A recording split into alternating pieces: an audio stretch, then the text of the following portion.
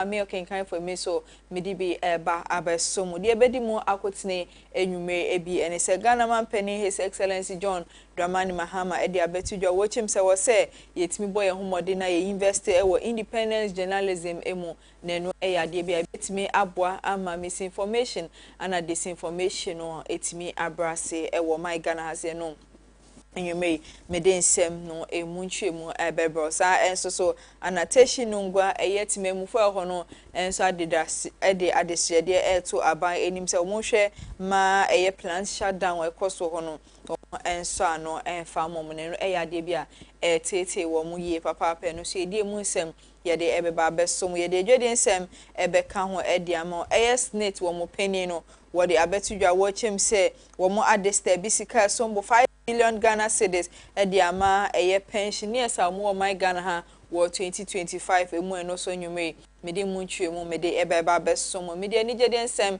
ebeka ho ediamo ayra stars wo yenyumtuni ewo Nigeria man na tidal wave jumede ebekoso ewo my Ghana ha no abetodwa se abaiwe wono so ebebe piemu ewo jumede na sibia ebema no aye nigede ye papa adeshima ba when semne afufro pie enwume ya bo ano a ye de ebeso mo se no sia kase wo KFM TV ne so enwume mi kai wo se kase boy etwego ewo ye abe fontentam feed ne so Facebook any YouTube ye KFM TV GH and to betimi ahwebi na wa share na wa like na wa dwenche no udi egu ase ama me kama kenkai fo a enwume wo temi nka no edin ameje so ene Maame Esi Nkrumah me dan me ho sem aba me ba nsem no me hya ase edi amon.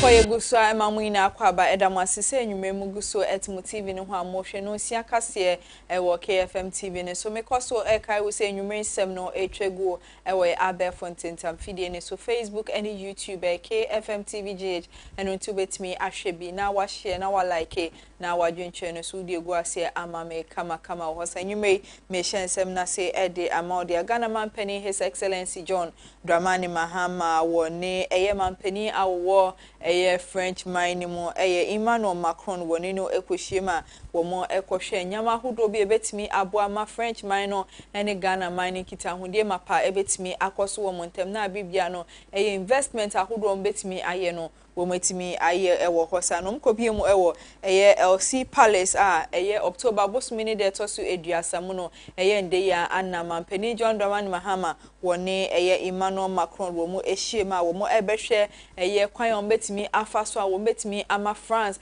ene Ghana mine etimi boaye papa ma investment ahodo bia wo mu hia no enu etimi akoso ewo hosa enu nti Ghana mampeni His Excellency John Dramani Mahama sesi ade na probone ho ana ode ekopie mo ha wo guso a eni mpenifo enyankita ho dia wo hwe se bibi papa bi ebetimi efima ba na bebo my Ghana ma bibia no o mine so etimi enyane ntoma pa edi efanu nti semwe ana enwumre yen so KFM TV edi bi ababesom yeto ansem ne so enwumre edi amaude guso a ewo mampeni John Dramani Mahama ne semi so na wode abetudwa wo chem sesesi ade wo frɛ amamai bebre na so mutimi emboa na investment kese enkoso ewo independent journalism emune no ekoso a ebetimi aboa ye papa ma misinformation and disinformation abibia no eto epetin ewo wiasa fanan no ano etimi abras ne titiru ene wo my Ghana no nti we di adehede ano de to my nations ahodo na say investment kese ana sesi ade wo se mutimi ye na BBC etimi koso ewo my Ghana same way ana Ghana man penny His Excellency John Dramani Mahama wode abetudwa KFM TV enwume yen so yedi bi esomo ewo no sia kase no eso. Independent journalism is not a luxury, it is a public good. When journalists can hold their governments accountable, societies flourish. When truth is defended, peace is preserved. And when citizens can access reliable information, democracy endures.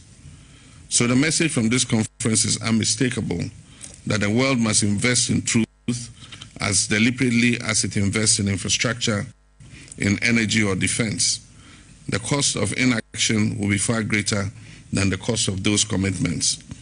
And so finally, let us leave Paris with a renewed determination to support journalists and institutions that stand for integrity and accountability, to demand transparency and ethical responsibility from digital and AI platforms, and strengthen international cooperation to protect information as a shared global asset. In the words of the late Nelson Mandela, a critical, independent, and investigative press is the lifeblood of any democracy. That conviction must guide us as we translate the outcomes of this conference into lasting global.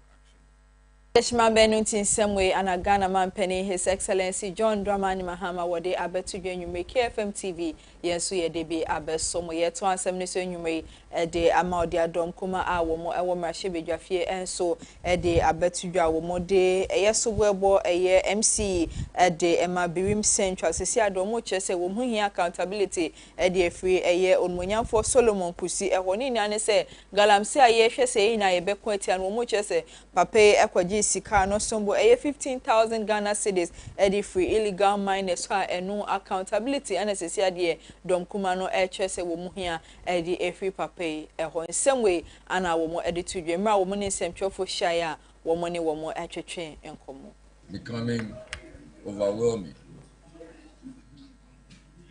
in order which we have termed Order Galamsey. The minority caucus in Parliament is scandalized by the admission of the municipal chief executive of the Birim Central Municipality, Solomon Kusi Brako, that illegal miners were fined various sums of money for illegally mining in the Achimodan environs and released to continue their illegal activities. This was after some of these illegal miners who described themselves as NDC branch executives had cause to complain because the same MC who took monies from them directed the National Anti-Illegal Mining Operations Secretariat, NAMOS, to their site to burn their equipment.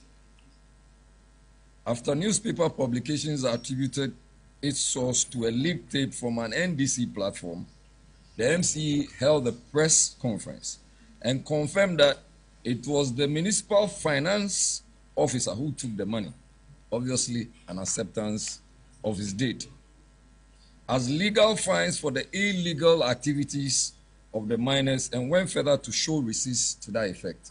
In fact, he flagged the receipts. The minority is questioning why His Excellency President Mahame's representative in the Birim Central Municipality, which is Achimoda, will defend the imposition of a fine for an illegal activity, which is Galamsey. With all its devastating effects, why will he still compromise on the president's supposedly avowed interest in fighting Galamsey? Why will this same MC direct the NAMOS operations to clamp down on these miners after taking very huge sums, so-called legal fines from them for their equipment to be destroyed before they were engaged in illegality? Does the MC have the prerogative to collect fines? According to the Local Governance Act 2016, Act 936, the power to impose and collect fines lies with the courts. Section 162 of the Local Governance Act 2016, Act 936, outlines the powers of the District Assembly, but it does not grant the municipal chief executive the authority to collect fines, as opposed to what we are seeing.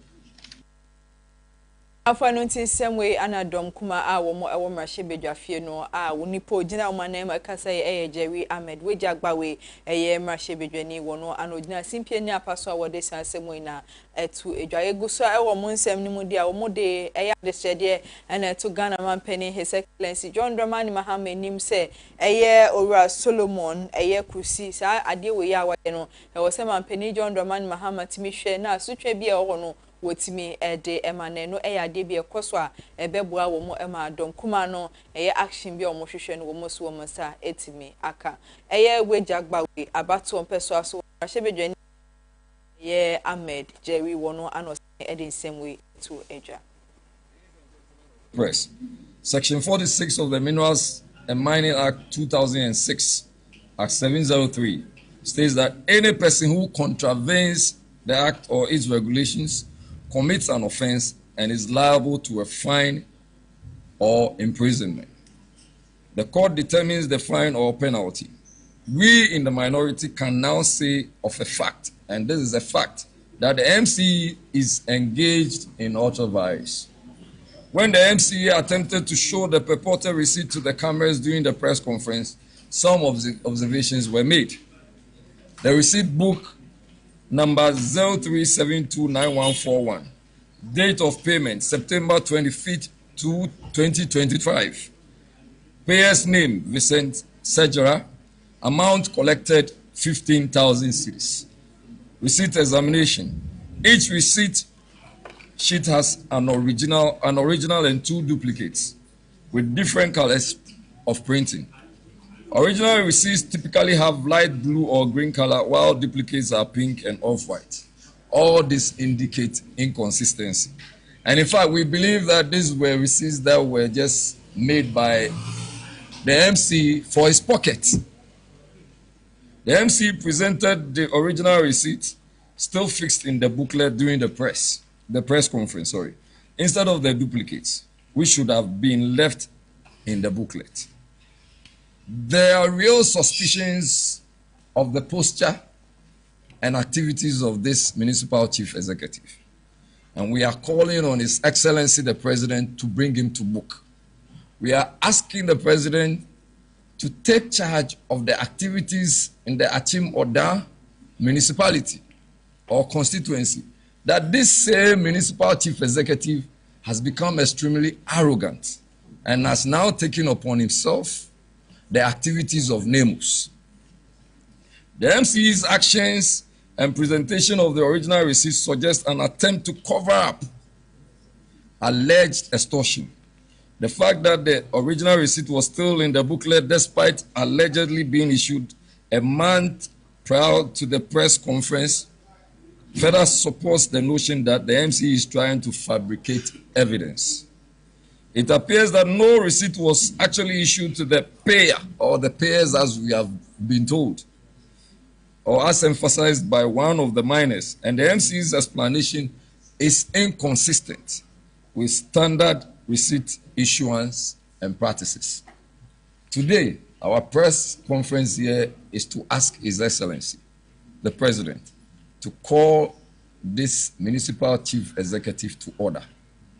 If the President genuinely wants to fight Galamsey, the MC is just doing the opposite of what the President intends, if at all. The MC is collecting monies from illegal miners and getting them to understand that they are actually engaging in legal activities. It is time to let most municipal and district chief executives understand that they are all supposed to operate within the remit of the law. And Solomon Braku is not one of the persons who should run from the law. We are calling on His Excellency President John Dramani Mahama, please call on this MC. He is causing problems, the problems that we are being confronted with. Ebusiafo enu nti semwe anadom kuma a wo mo ewo mrahye bedwafie no wo mo editu dwamo bibia etibia ni eye Jerry Ahmed ko weja agbawe abato ampeso aso ha wono anoye mrahye bedwani wo ho wono anogina dom komane ni ma wode sanse mu na etudwe nwumre KFM TV en so ye de bi ebesomo ewo no nsia kase no so ye de wo eto ansem ni so nwumre ye de wo akonsem from the Nila Ntevanda Poi wo national coordinator Edema District Road Improvement Program ewo my Ghana na wo to nsa e de afre eye mpanifo ahodo a wo mo ewo my Ghana se wo mo hwema emba wo mo ewo my Ghana wo mo boa ma Ghana etimbe ye history no samba no se abasobode kese etimi eko ademo mu Nila Ntevanda Poi wo no ana wode nsem we etudwe mra wo ne nsem twofo shaya wone wo mo etwetwe nkomo nwumre KFM TV en so ye de bi esomo ewo kase no eso. I think we need to write books about these our ladies because you see, women emancipation is still stuck in the discussion rooms because the active roles played by these women are not documented for people to read. Our young girls coming up should have things like this to read. Yeah, I'm serious because if you knew the times that Konedu and the others sprang up and took hold of this country, they were always at the forefront and not the men. The 31st December Women's Movement was at the forefront of the revolution and not the men. And how she was able to bond women. And you see, she also became a role model for a lot of other women, irrespective of their political distance, because it gave opportunity. Yeah. She broke the ceiling and everybody came out. Either to in Ghana politics, women only support at the background. You know, they cook for us and all those things. But now, no. Look at the parties. Yeah. Look at the parties. You have even women today daring to, you know, be political presidential candidates. That should tell you how far they've come. And they should be celebrated. Look, somebody like she was the she was the first one to attempt the presidential slot. If you look, I will tell you, a lot of our women who are gone politically were great women. Anna Enin is there. She's still alive. She's still alive. The late Teresa Tego. Amele Tego. Yeah. Wonderful lady. Solid woman. You understand?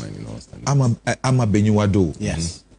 For example, you know, Christine Checha. She's still alive. She's still alive. Yeah. She's still alive. She's still alive. And you know Christine Checha? Yeah. Both PNDC, NDC, MPP. Yeah.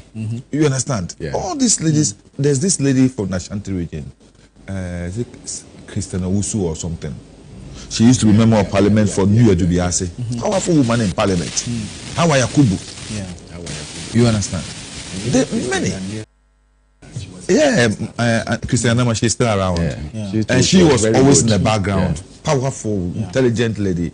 You know, she virtually was the brain behind the setting of UHAS and UNER. Who? Sister Christina Makuniama. Oh, okay. Right. Christina Makuniama. No, she was the brain behind UHAS. And then UNER. Oh, wow. She did all the work. All the work. And up to now, she really took part actively in the drafting of the education sector of the manifesto. Wow. She's a wonderful educationist. You know, so our women they've done great. Indeed. They've done great, and I think we should celebrate them. This is a great opportunity. We only sometimes, you know, celebrate them on television, but we must write about them. Write about them. You know, after the history we read about Yasantua, there is no history again about any serious prominent woman. You know, just the adulterated history of Dode Akabi and the rest. No, couldn't do any rest. Powerful. Modern day Yasantuas. Yeah, she it did. takes a woman. Yes. Yeah. Ntevanda Poi wode abetudwe nwume KFM TV ye de bi abesomo ewo no nsia kase ne so ye de wo eto ansem ne so ya former chief executive officer Edema Buffer Stock Company Limited Hanan Abdul Wahab Ali Duba or one ne hu keni and the abetudwa say court for a granting bill wa chief executive o ma granting bill 100 million Ghana cedis and ne hu keni ne so no so mama ne bill 50 million Ghana cedis and bill akọ edi amanko from you way and the way wo muche say short his best in sia and a ka ho edi emawo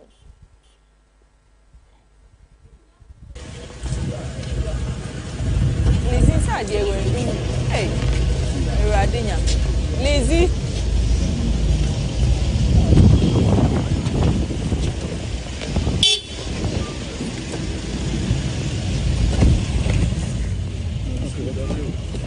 Okay.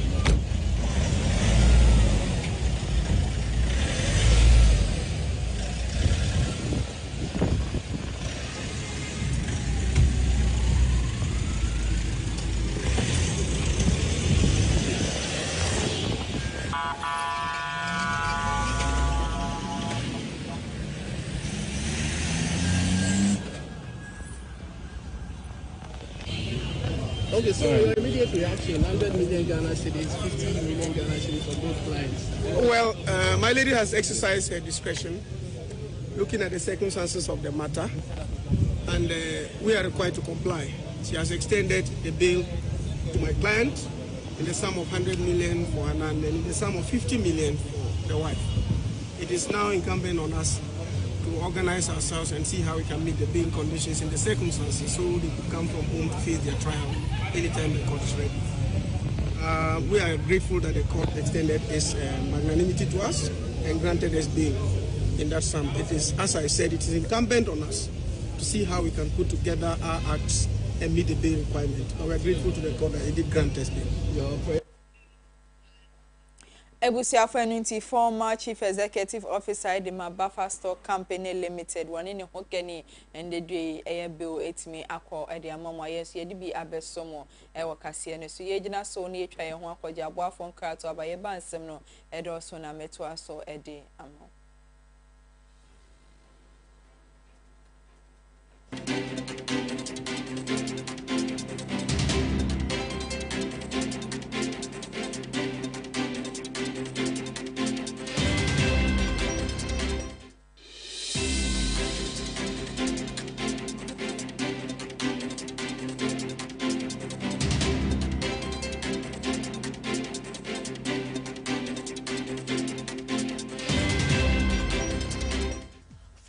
By just one yo yanom a shaya ain't use fuel when so yansesa oil ne wohia ene ni key a shaya gumechi na eye lip moto Giomi anase nami eyemu bia won sabeka wo KFM Limited e wo Ghana ha lip moto abefu cancer abi yanom emwedene sanso efe wa hwe interiors here. Can't hear me, Timothy, and you're trying to lip motor. I was 3 modes of driving. Over to me, I switch it, so open Temwa, over in the sports mode. So, person will save you battery, over to me is economy mode. That's a home pentem now, open with normal riding, so you're trying to standard. What charge your battery within 6 hours? I bet to me do Wako Kumasiaba. Measure air 310 kilometers. Into Winnie how, over to me so the 3 hours fast charger. I charge and I'm a fool. Bonama, no wako Kumasiaba. Say no. May try the akano. Giomi. Ya wani key. Make sure the key in the bell. Wow, just in the interior on it here now. Black and white, papa. Son of FSN. Why screen tenting? A bomber who cano, battery aka. Never who mileage and so also. When so dear, it took 320 kilometers and sana was our charging. We bet me a charge in 6 hours. Fast charger 3 hours. I bear for a FDA and so. We bet me a driving in 3 modes. A yes standard, sports, and I say economy. So what pen tempt to say me yanum choose sports was it. We bet me to qualify hakokubasi. I'm a battery ni biswak because a 320 kilometers. Who charging 6 hours, which means your full battery. Now, when you fast charge and swap, 3 hours per your set. Making sure so okay in the car when you saw walking. Will be a door and I start. Chili Giobi, black and white. Makuma swat. Man, some cow dear, you checking the akana. Yeah, no. I bet for the enemy back on you. The Awiniano key, making sure so key in the band when you saw walking. We all know F. Let a woman so dance. A grey no one would do. The any hakakra, any dear mood. As also was screens me, wait, and more information of when you were canning winning. Answer Bessia Bonum Papa, your friend entertainment, the Awihiano, Anne. And that's what to me so driving in 3 modes, just like the others. Standard, and I say sports. So open them. Car way so. A bet to me to Kwaya Kokumasiaba. 330 kilometers. The chamber would do crowd to make Jesus on one young kakra and Sunday. Who charging 6 hours, sir? No. So bet to me so charging 3 hours. A friend of fast charge. A you know, KFM Limited. And they are big just so. Fraying near me own Sankan the intentem. So open installments. A high purchaser. And train one nasi. We've got you solid. Yanume, on Sabechimia Fidie Mubia, and KFM Limited. On Sabeke Fidie no which Yano Kakra, wait, Unyano Bebia, a KFM Limited. Fraying, ever sort out.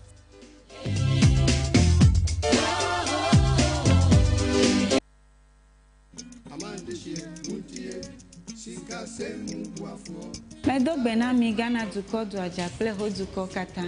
Mi chonya nyi ade na mi cho Talent Microfinance Limited Gajadopa. Mi wona susu savings, adishare, school buafo, cashback, ple bubwa okata. Nenyebe egajom de mi agbo la letie to megbeko ateun aho gadodo. Kenenyebe egajom vivi la nenyebe o gahia ola ateun ava de ogai kene hia fa. Tanenyebe mi foncho mi afa jom yo kenye mi afa gadodo nyawa. Business loan elemiashi, church financing elemiashi, salary loan elemiashi, eye bubo li kenye personal loan. Nenyebe mi foncho business loan enye gadodo ikemie nana asichalao. Nenyebe washiba keke alum eleswe we have talent. Mi pekpegede nwo nenye wo shigba lesua ne woge wo kekegedeji to talent pomo nuome nenye be mi ponchu mi afa salary loan enye gado mo mi ke mi vuna mi afa jirudu dola nke ga nyu he ya va talent wo payslip pe bank statement ye kwenye nwi hia o na koko ho salary loan le rate mi to keke akeji church financier personal loan va nenye habobo masoli hama eji vufofo sankuo jitao olila ashibobwe kekeake mie flegeno na nohem v choji nto jinwade vare kwereka mpopo kai ganyu heya talent kuna kpohe ya ole chagbagba na do tare talent bena wo gado monwa anobobo enami akpenami Etibe ya nyafi ke talent la Talent Microfinance Jengo Amegan Shipe Ape Letina Tejibo Hotame Miape Kapomo enya 050-129-1298 Allo 050-128-9119 Talent Oga Kwamanu Banta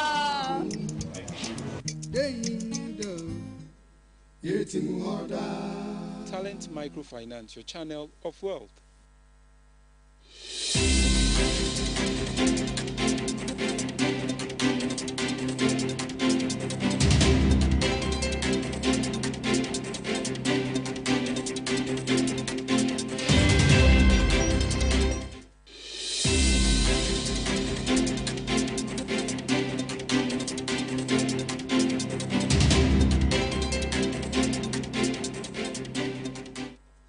Adeshima ba eguso mamuina kwaba eguso adamu asise enyumem guso etimu TV ne ho amohwe no si akase e wo KFM TV ne so mekoso kai wo se enyumen seme etwego ewe abefo ntentam video ne so no to betimi ahwe bi na wa share na wa like na wa dwentwe no so de egu ase ama me kama me hyensem na se ade ama odia Ghana Armed Forces ende due abefo ntentam video ne so video bia na etwego a so jani ba kwande maame bi ni abrantie bi pharmacy ba kwani obro mo ane so obro mo no eno anam so mo chese si ade saa sojani wo mo ede no akotwe aban kokuma wo boa amanhwehwemu mapa etimi akoso hosa na Ghana Armed Forces for mu se wo mo de enya ade asa ade we esi wo mesoso so biom wo my Ghana esa se wo mo ehu se nipa dodo na abibia no sa ade we anomo ye wo my Ghana enu ti se si ade sa sojani wo mo ede no akotwe aban ekukuma wo mu gu so a etoto na no ede afa eye ade a wo ye no nti wo mu che se sansem no enya ade a wo mbekọ so a asomu ebiom na Ghana forces ede wo nsa aso asem ni mu a wo mu eye nhwehwemu mapa ede afa eho enu nti wo che se obibia enka na kuma nti wo mu yem na de asem bekọ kosi bia no wo mema obibia aso atibi ewo hwanwume yen so yedi bi abesomo na eto ansem ne so de ama odia eye wo hene a owo abuntem nana sechi akomia tutu ampem the second one so abekasa de afa initiative bi a eno ekoso wo mpotem ho a eboa emba dodo na eno na papa yi enso abekasa de afa onwumeke FM TV enso yedi bi esomo ewo kase no eso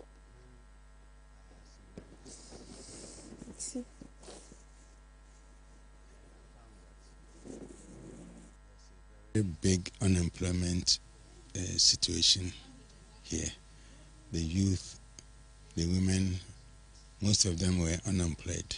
Aims at ridding or sanitizing the environment of plastic waste. If all these were collected from disposed plastic water containers, and we are converting them into buildings.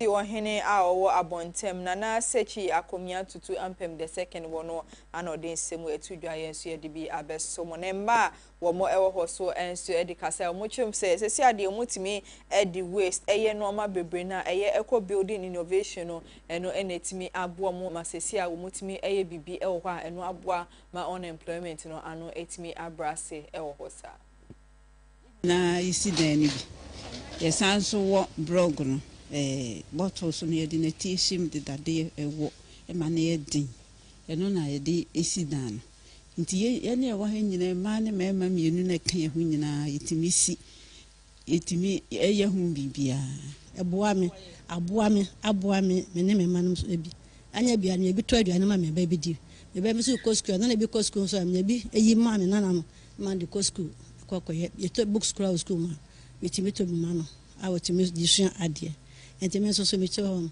emmom hu abonfia se adwuma we enya mame masom pintin mi giram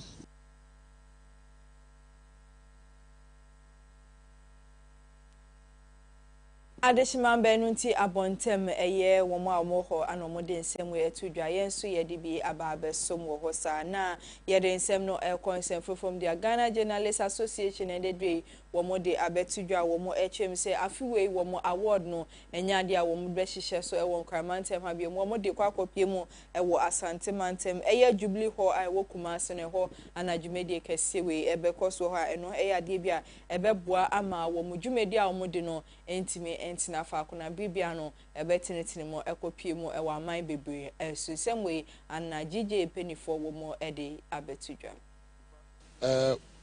after 29 years we are now moving the flagship event, the flagship awards of the association from the national capital of Accra to the capital of the Ashanti region, Kumase, and specifically Umenshia, under the patronage of Otumfuo Osentutu II, Asantehene. And I have personally led a delegation to meet with the team here at Menshia, and I can tell you that everything is turning out to be positive and to be good. And we have inspected the venue, we have assessed the facilities here, and as I indicated earlier, we are right in front of the Jubilee Hall where the award will be held.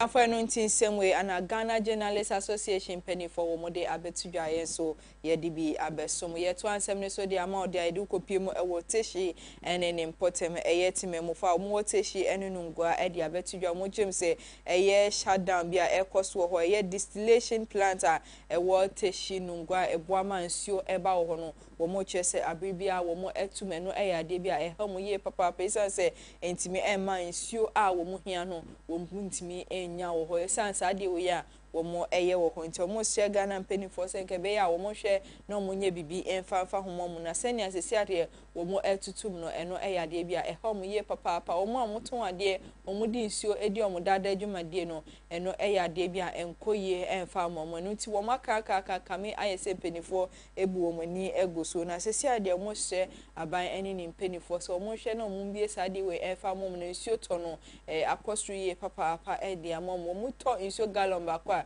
ɛkɔ sti bebree no nti sɛ nke bɛyɛ a aban hwɛ no ne Ghana waterfoɔ ɛnkasa na ɛyɛ saa distillation plant a wɔn ɛtutum no wɔn mbie ɛmfa wɔn no no ɛyɛ adeɛ bi a ebetimi aboa wɔn yie papaapa no nti teshi ɛne nungwa timemufo a wɔn hɔ no nwummensɛm wei ana wɔn de abɛto dwa KFM TV yɛn so yɛde bi aba abesom ɛwɔ hɔ sa yɛto ansɛm no so ɛde amɔde a ɛyɛ breast cancer awareness month ayi wɔ mu wɔ October bosom mu no bosom wei deɛ na ɛyɛ breast cancer awareness month na ɛndɛ ɛna ɛyɛ October bosom ne deɛ ɛtɔ so edua sa akɔpie mu ɛwɔ kɔfo edua ɛne ne mpɔtam a ɛyɛ mbaa dodo ɛwɔ hɔ ɛti gu mmɔntene mu a wɔn ɛde ɔyɛ twɛ ndeɛ wɔn ɛɛbo se ɛgye ni nia ne sɛ breast cancer awareness month no wɔn ɛyɛ dede yie papaapa ɛde fa ho a anwummerɛ yɛ so yɛde bi ɛsom ɛwɔ ɛyɛ no si akaseɛ no ɛso.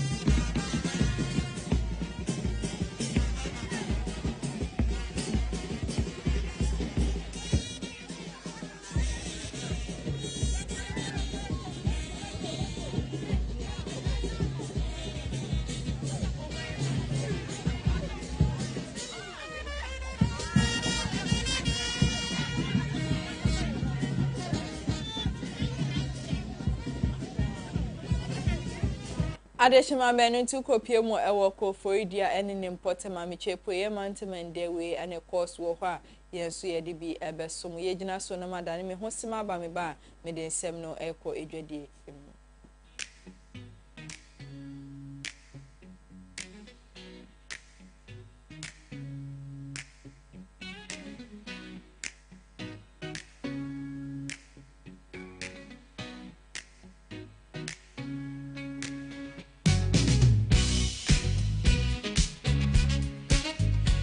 Yade semno ekwadwedie mu dia Director General Edema Social Security and National Insurance Trust SNAT Kwesi Afrebeni wono so ede abetudwa wo hye pensioners na ebo sesesi ade wo musika sem etimi akonenim ye papa no nti pensioners a wo mo ewo my Ghana han wo mo nka wo makoma ento omyem na sesi ade wo mo pensions trust fund no wo mo ebecheninia ede amo bibia asum etimi adwena mo chese wo mo edi sika no so 5 billion Ghana cedis and omade stebia womode ama pensioners ahodo a womo ewo my Ghana ha na owura Kwesi Afre woni nsemwe etudwemra woni nsemtwofo hia woni womo twetwe nkom wo chem se pensioners ahodo a womo my Ghana 1965 mu no womo etua pensioners na dodo na eka womo de eka bia kane na sikasem enkoyi wo my Ghana ha no eho anomunye oha kakra na sesi ade Ghana sikasem start say age 99 so kakanka no ade asika no sombo 5 billion Ghana cedis and omode esi ho a womode tia pensioners ahodo a womo ewo my Ghana ha no nti obi bia enka na koma ento omoyem na ade asikasem ekoyi a pensioners ne wombedi de agbebia ewo my Ghana no nti same way and wo penin kese wo Director General Edema Social Security and National Insurance Trust Fund no wode abetudwa megina so na me de dwade nsem no aba na wie na madane me hosima aba me ba me de nsem no eko enigede emu.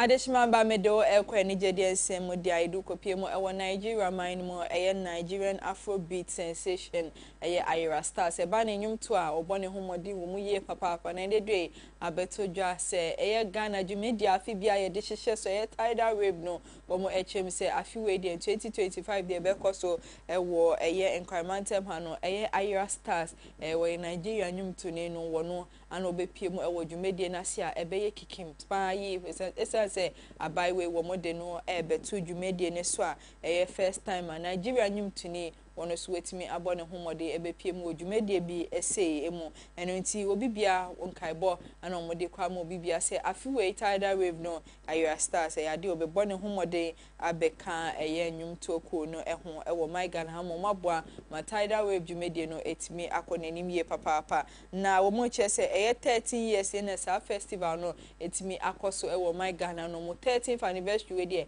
ade omo bedini ye papa metimi akoso na bibia no etimi edidero akọ amanfofo bebre eso a eno ebetimi aboa ma ton Ghana yedin etimi edu eche ye papa esa Ayra Stars omode ne ba no oyanyumtini ewo Nigeria mine ma bibia na enyum ekọ eche ye papa no nti anomoso womode no eba dwumedie we eso ewo my Ghana dwumedie ebekoso ewo November bosmene da etoso du enum ewo afimpinu ni ediono enum eno nti semwe ananyumre yeso ye de abesomo ewo ni jede nsem no so medina so na media ni jede nsem no ene enumre no si akase no medini nia aba na ewe ye nsem no edoso ye papa na enumre de di mo akotini ebie se Ghana mampeni His Excellency John Dramani Mahama etunsa edi afre amai bebre se omumboa ma independent journalism no entimi enkoso ewo my Ghana no ade bi ebeboa ma bibia no oman etimi etumpon ide mu nsem ye de ebeso mo sa enso so anateshi nungwa timemufo ewo enso esese nkebe ya wo mo distillation plant abibia motum na banhwe na wonye bibi emfanfa ho ema weno so ye de mu nsem ye de ebeso mo enwumre de dwede nsem eka ho edema snake penny etwemu se aban edisika no so mo 5 billion Ghana cedis edi betua pensioners ahodo a wo mo ewo my Ghana enwumre no so midomo esuko edema omede ni jede nsem eka ho edema Ayra Stars omo twemu se tidal wave afi we die no obebe bipie mu ewo dwumedie no ase ebusuafo we ni nsem ne afufo pia enwumre ye bo ano ide beso mo se no si akase wo KFM TV ne so aseda kese enkonfama ya boafo KFM Musical Center dada bateka bana talent microfinance wo mo anenwume wo mo bo mechido ma mede nsem no mede ebeso mo kenkai fo enwume otemi nka no edin ameje so ene Maame Esi Nkrumah yakramina